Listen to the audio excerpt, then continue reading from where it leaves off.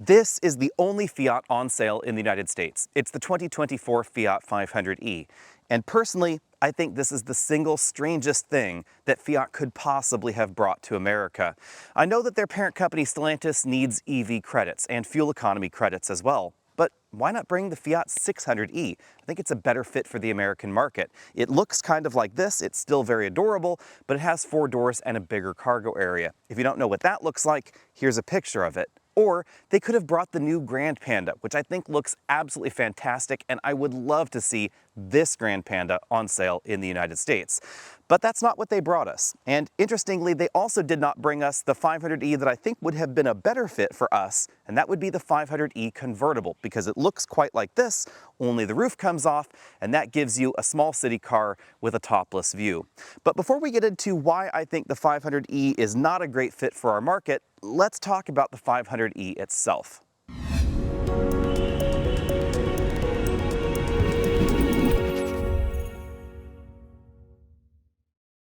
I'll get to pricing a little bit later in the video, but for now, let's talk about the 500e as if its price tag did not exist. This is the latest incarnation of Fiat's legendary Cinquecento, the city car that's been in their lineup for quite some time. This is a segment we don't really find much in North America. In fact, this is one of the few and one of the smallest vehicles on sale in the United States today. It is significantly narrower than the average vehicle in North America, about 6 inches narrower than something like a Chevy Equinox EV, which is not going to be too far off this in terms of its price tag, and that's why we'll be talking about that Equinox quite a lot in this video. You might want to look at the 500 if you want something that's easier to park, you have a small garage, etc., because this is going to be a lot easier to put in some of those tight urban garage situations than really anything else on sale currently in the US. Even though it is actually significantly bigger than the first Cinquecento, and of course significantly bigger than something like a smart car, which we did used to see in North America. But again, still pretty small when compared to the average vehicle on sale in the US. On the other hand, I think that the styling is fantastic, and I love a lot of the detail work that Fiat put into the front end design, especially these full LED headlights. They aren't just a simple headlight just down here that's round. They put a little eyebrow on the hood that opens with the hood, and they put concentric rings on the inside of the headlight to make it look a little bit more interesting. We also have these LED circular or sort of oval turn signals down there at the bottom. Because not a lot of cooling is required, there's just one little grill down there at the bottom, and then that huge 500 logo right in the middle of everything. As you approach the 500e, you'll really notice this aero fin, and this is a touch I really like. They basically put a kind of a little Italian flag inside of this aero fin in the clear case. They could have made it black, they could have made it anything, but they did choose to put the little Italian flag inside. On the other hand, they did not make it a turn signal repeater, which I think would have been more interesting. For most Americans, the biggest problem with the 500e is going to be its smallest problem, depending on how you want to look at it, and that is, of course, its size. It's 143 inches long. That is, again, significantly larger than the first Fiat 500, but it's one of the smallest vehicles on sale in North America. A 2-door Mini, it's actually about a foot longer than the 500e. Versus something like the Chevy Equinox EV, again, this is 6 inches narrower, significantly lower in height, and a whopping 4 feet shorter in terms of its length. Now, on the other hand, it is, of course, 1 full ton lighter than an Equinox EV, and that's another reason that you might want to consider something like the 500e. This is, in some ways, the pragmatist's electric vehicle, because it uses fewer resources than a bigger EV. Of course, those fewer resources are not going to get you as far on a charge. I wouldn't exactly call 3,000 pounds light, but this is lighter than average for North America, even outside the EV segment. And that's how it gets away with these tiny tires. 205 45 R17s are the standard and the optional tire size in the 500e. These are significantly smaller than average, and they're going to be significantly less expensive than average to replace when that time comes. But thanks to the relatively light curb weight and the low center of gravity, the 500e actually handles pretty well. The style-forward design continues out back, where we find a 21st century reimagining of the 500's classic design, although that does cut down on practicality quite a bit. You'll notice that the rear end is quite raked, and the hatch, as a result, and hatch opening is quite raked as well. In fact, If you were to put people in the back, their heads would actually be back here outside of the hatch profile, somewhere right around this spoiler or so. We have full LED taillights with red turn signals, not amber turn signals. I kind of wish they had just swapped in the European taillight module rather than trying to reimagine that. Down here we have a reflector and of course the backup light as well. As with a lot of new cars, Fiat peppers Easter eggs all the way around the 500e. Inside the driver's side taillight module right over there, you'll see the cathedral in Torino because this is made in Torino. Under this adorably small hood, which interestingly is supported by struts rather than a less expensive prop rod, we find the electric motor. The electric motor is rated for 117 horsepower, 162 pound-feet of torque. It's powered by a 42 kilowatt-hour battery, effectively under the passenger compartment. That battery is notably bigger than the battery we found in the last generation 500e, which is how this goes further on a charge, up to 149 miles according to the EPA. Although on a road trip, you're probably going to be stopping to DC fast charge every 100 miles. On the other hand, that DC fast charging is going to be quicker than before because this will now peak at 85 kilowatts on the appropriate CCS station. On the other hand, it still means you're going to spend about an hour at that DC fast charge station because you're probably going to want to get this battery as full as possible before you move on to the next charging station. Now, on the other hand, remember this is an urban or suburban focused vehicle. So if you're considering this as a commuter car, there's some significant advantages to that smaller battery pack and the higher efficiency numbers we find in the 500e. It's going to take less time during the day or at night to charge. On a level 2 charge connector, you can actually go from 0 to completely full in just 6 hours because this battery is relatively small. After a week in the 500e, I found the front seats to be a bit more comfortable than I had initially expected. Although the seat is, of course, manual and there's no adjustable lumbar support. We do have a reasonable amount of motion, however. You can slide the front seats forward and backward about 6 inches, and we get nearly 40 inches of headroom. Even though this is a relatively small vehicle, you can definitely tell by the exterior proportion that they really decided to give it a big bubble on top to really maximize that headroom. We also have a tilt telescopic steering column that should adjust relatively well for people that are shorter or taller. Now, keep in mind, however, that this front seat is all the way back in its tracks. And I would suspect maybe someone with legs that are about 2 inches longer than mine are. I'm about 6 feet tall. I assume they would be comfortable in this vehicle, but if you're much above 6'2" or so, especially if you have longer legs, I would say you're probably going to start feeling like your legs are in your chest even when you're driving. Then, of course, there is the back seat, which the 500 does have, but part of me kind of wishes it didn't. And instead, maybe Fiat had given us a 2-door hatch with a bit more cargo practicality or maybe even front seat room. There's just no way to move this front seat all the way back in its tracks and still have me in the back. It just would not work. I'd just have to sit crisscross applesauce style back here. Maybe I can do that. Let's see if that would even work. Maybe. There we go. That seat is now latched into place. And, you know, even with this headrest all the way up, it's hitting me kind of in the small of the back. There's just no good way to squeeze back here, even if you were a smaller child.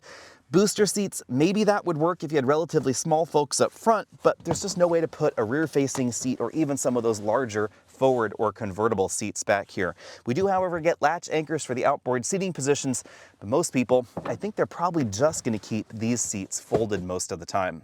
On the other hand, and somewhat surprisingly, the rear passengers have 50% of the cup holders in the 500e.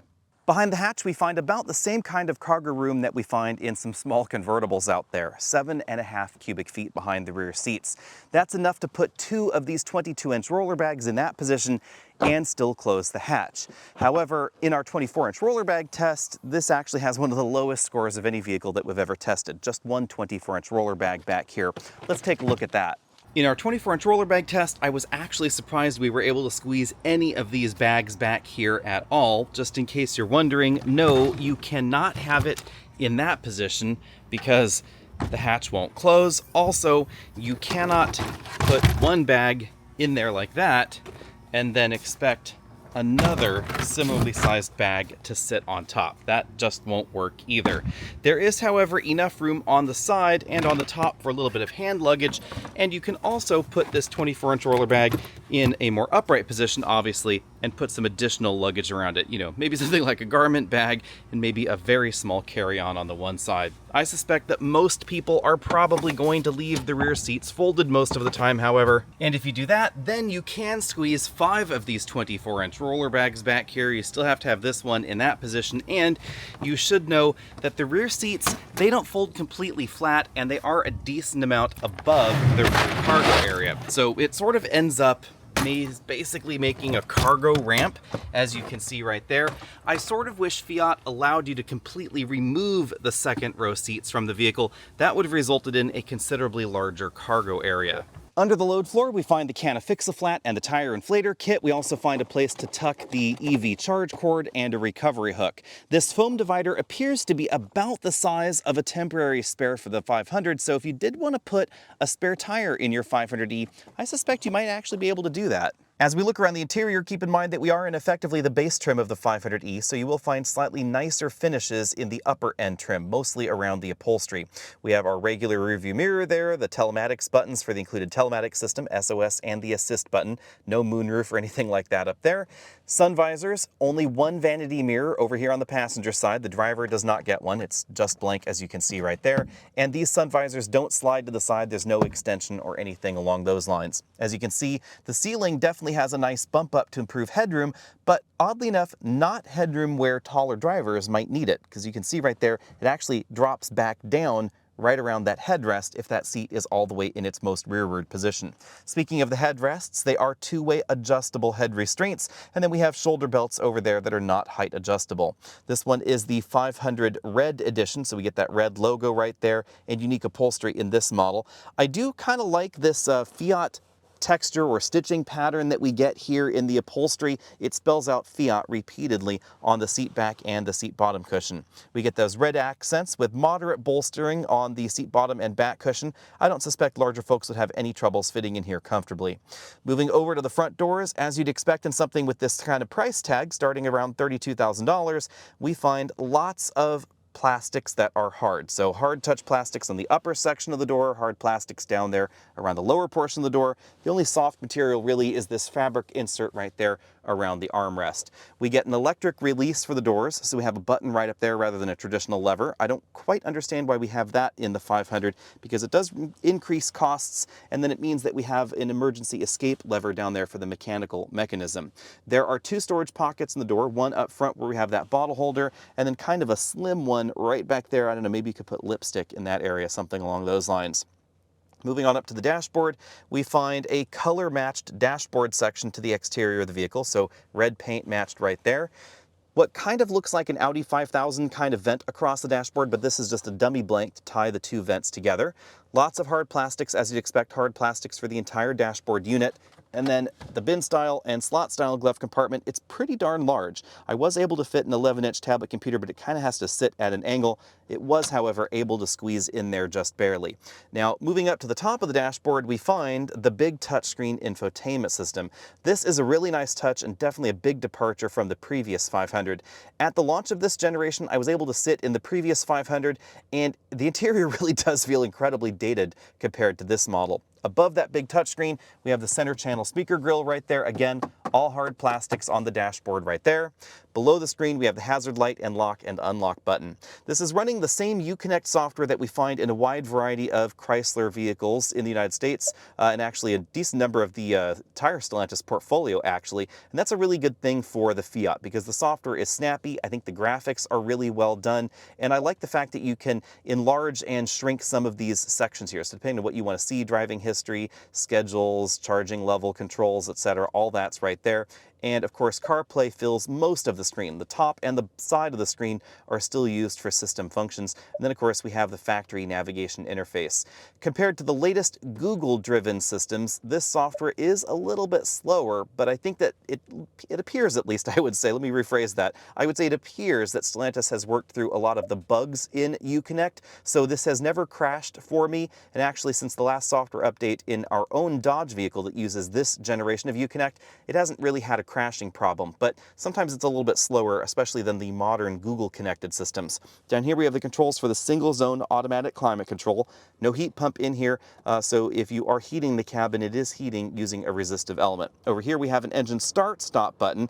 I do kind of think that's a little bit funny because in a modern EV you don't necessarily need a start stop button, especially since we have a smart key and then we have these sort of piano key shifters. So instead of just putting your foot on the brake pedal and hitting a button, you actually do have to hit that start button. Now in this area, we find a Qi wireless charging mat. If I take my phone out, it's currently connected via smartphone projection by USB. You see a skyline of Torino in there. Again, that is where the 500e is manufactured.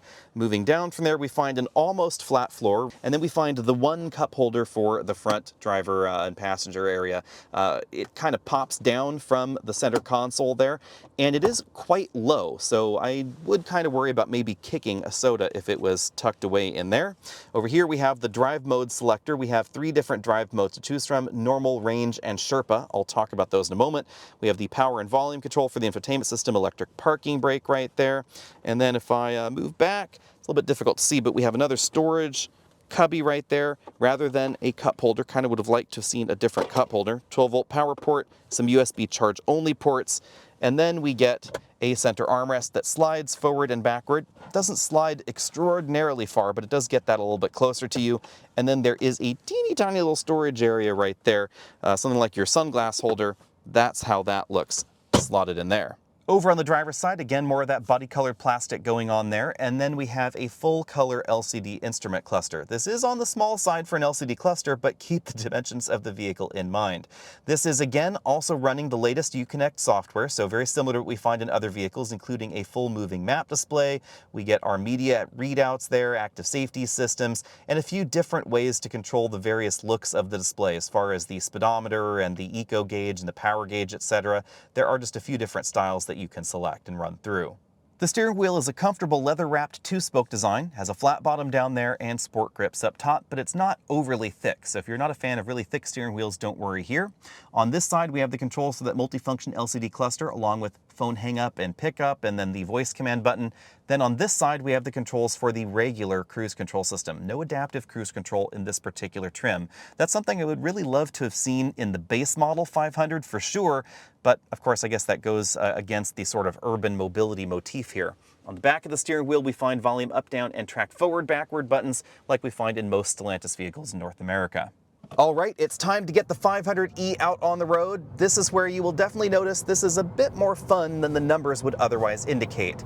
It feels peppy, but not especially speedy. 0 to 60 in this model took 8.5 seconds out here. That's about the same as a Nissan Rogue or some small crossovers, so it's pretty average, all things considered, for the North American market. The 60 to 0 stopping distance, that's actually a little bit shorter than average, just 110 feet in this model, and you can thank the relatively light curb weight for that. I had actually expected that to be a little bit longer, given the fact that we have such tiny tires in this model. I've actually seen spare tires that are bigger than the 205/17s that are on this particular model, but it does end up stopping pretty quick. And it also turns really tightly, so if you are in an urban area and you're interested in something that's easy to park, easy to get around in, this is exactly that. On the other hand, when it comes to its usual driving nature, it does feel a little bit darty. The steering is relatively quick. There's not a lot of feel going on.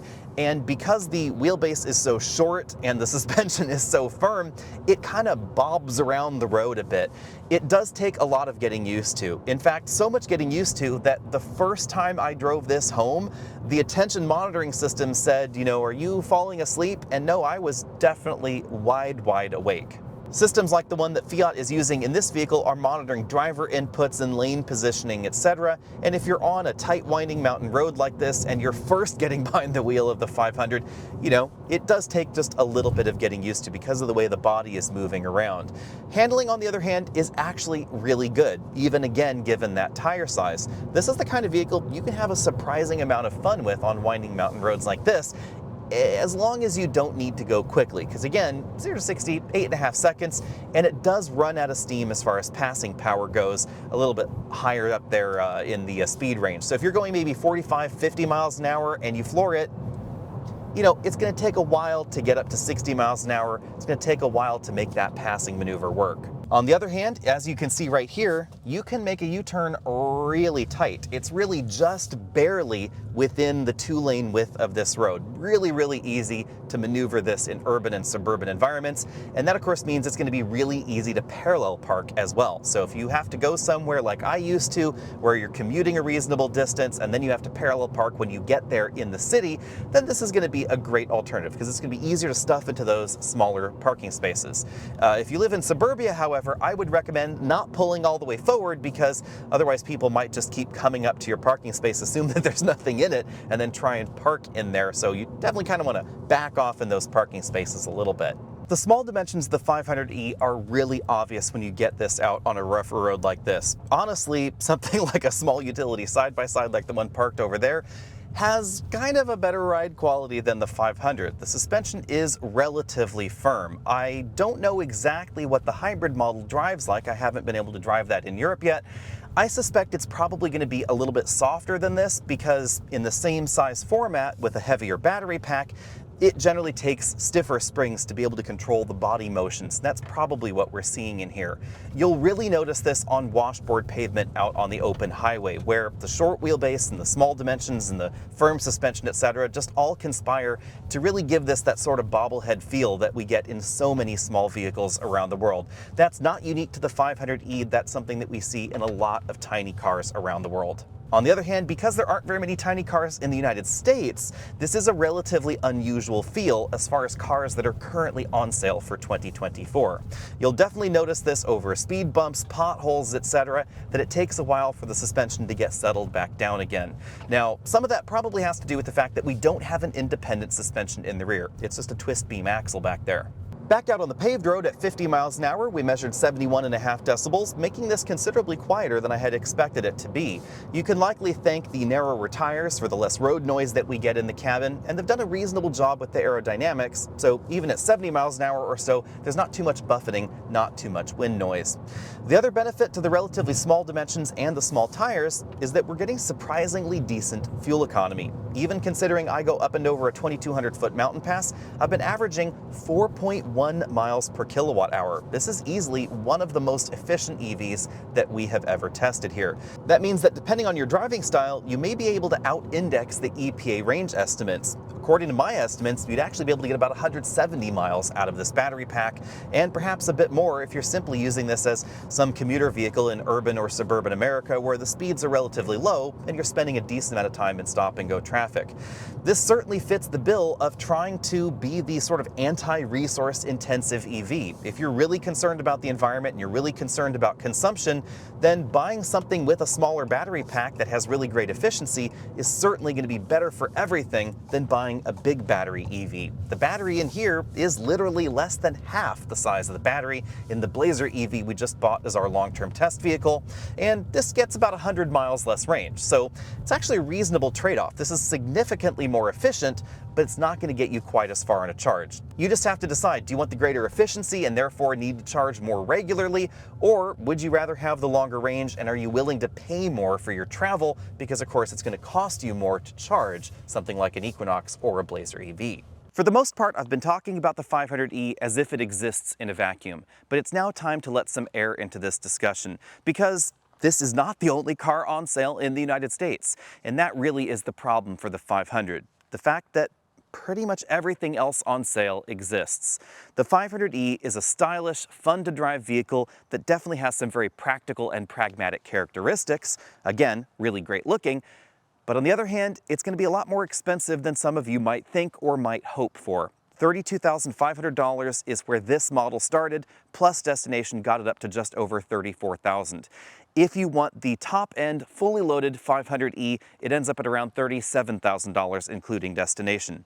For that price, you could buy quite a lot, honestly, including something like a Chevy Equinox EV. The Equinox EV starts at $41,900, but it qualifies for the $7,500 federal tax credit at the point of sale, and this does not because it's built in Italy, not North America, and of course the battery is not built in North America either. Two things that have to be satisfied in order to get that $7,500 tax credit. But more than that, the Equinox is a considerably bigger vehicle, and really, as I said at the beginning of the vehicle, Almost anything else on sale in North America is going to be notably bigger than the 500e. The back seats really ought to be thought of as emergency only use back seats. The cargo area is quite small. You're going to have to fold those back seats down to put really any luggage in the 500e.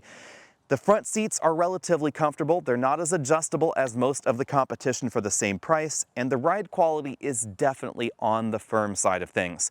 This is certainly easy to park, but outside of the parking in urban situations, to be honest, I would rather have just about anything else.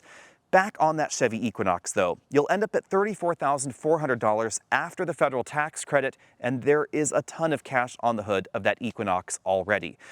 You could probably get the Equinox and the 500e for effectively the same price, and you're going to get twice the battery, more than twice the cargo capacity, nearly twice the amount of horsepower out of that motor, and more than double the range in the Equinox EV. And the Equinox, of course, does not stand alone, because you could also cross-shop a decent number of other EVs out there, or plug-in hybrids, etc., that are going to give you more range and lower cost than the 500e. This ultimately is selling on style. It's ultimately selling on people that want a 500, they want that Fiat logo, they like the look of this vehicle, but you're going to have to pay a premium for that look. And that's all why, if I circle back to the beginning of the video, I really don't understand why Fiat brought this specific model to the United States. I think literally anything else in their European lineup would have been a better fit for America, including the 500e convertible, because the moment you add a ragtop to this, it's an entirely different conversation, because something like an Equinox is still going to be a better deal, but it doesn't have a top that comes off. A Model 3, a Model Y, probably better deals as well, but their tops don't come off either. And this, they could have, but they chose not to bring that model to us. On the other hand, they could also have gone with something like a Fiat 600e. In Europe, it costs about $1,000 to $1,500 more than the 500e, but you get more range, you get 2 extra doors.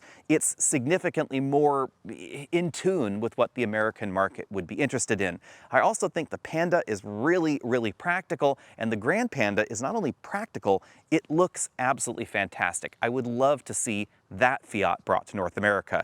There are some rumors that maybe we will see the Fiat Grande Panda at some point in time, but at the moment, this is the standard bearer for the Fiat lineup in the United States. In reality, it does sell on style, obviously, as I keep saying, and it does sell on size. Some people may really want the smaller dimensions of this vehicle. The trouble, of course, is, bottom line, practically everything else is going to be a better buy in America. And that's rather unfortunate, because that's not what Fiat has built their reputation on worldwide. They have built their reputation on being the provider of value-driven vehicles. And electrification does make that tricky, because this does not intrinsically cost less to build than a bigger EV. And that is the point.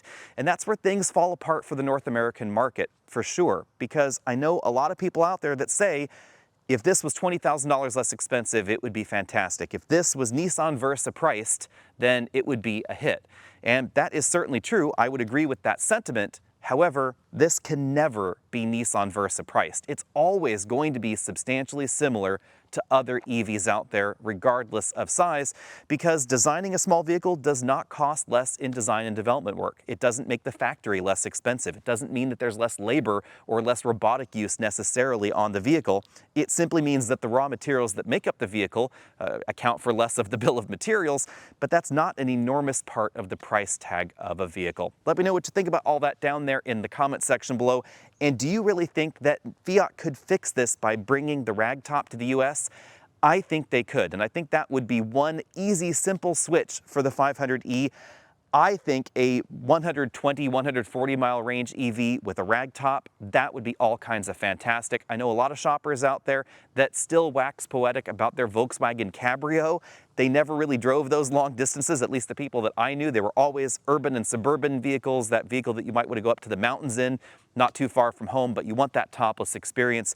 And this could very easily fill that niche. See all of you later.